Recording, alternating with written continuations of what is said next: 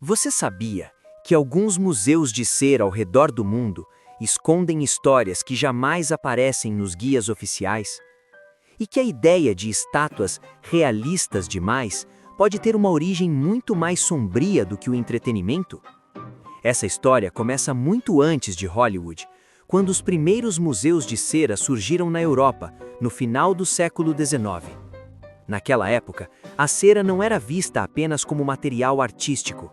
Escultores acreditavam que ela era uma substância de passagem, algo entre o vivo e o morto, entre o corpo e a alma. Por isso, as estátuas não eram feitas só para parecer reais, elas eram criadas para reter algo. Cabelos humanos eram usados nos moldes, olhos de vidro vinham diretamente de funerárias, e objetos pessoais das pessoas retratadas eram escondidos dentro das esculturas. Anéis, fotografias, cartas, mechas de cabelo, não como homenagem, mas como vínculo.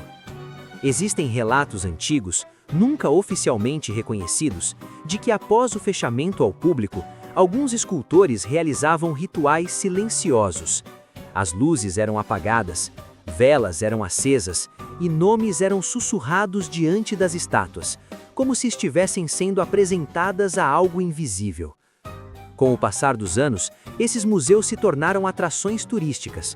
A parte ritualística foi deixada de lado, ou pelo menos foi o que disseram. Funcionários antigos relatam que durante a madrugada, sensores de movimento eram ativados sem explicação. Câmeras registravam sombras cruzando corredores vazios e o mais perturbador, algumas estátuas mudavam de posição milímetros por noite. Nada que o público notasse, mas suficiente para fazer vigias pedirem demissão. Há visitantes que juram ter reconhecido detalhes que nunca deveriam estar ali. Uma cicatriz escondida, um olhar cansado demais, uma expressão que só alguém muito próximo da pessoa real conheceria, como se aquelas figuras observassem mais do que aparentam. Existe uma teoria ainda mais obscura, sussurrada entre restauradores antigos. Algumas celebridades extremamente famosas teriam autorizado moldes especiais, não apenas do corpo, mas de emoções intensas. Medo, dor, alegria extrema, como se a estátua fosse um recipiente emocional.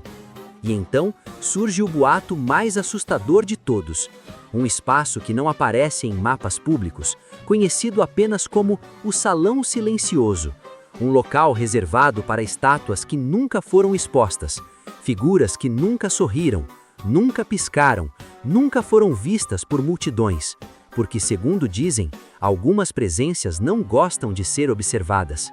A verdadeira pergunta não é se museus de cera são apenas arte. A pergunta é: o que permanece ali quando o museu fecha? E por que tantas pessoas afirmam que, ao sair, sentiram que algo saiu com elas? Talvez seja só imaginação, ou talvez algumas casas de cera nunca fecham os olhos.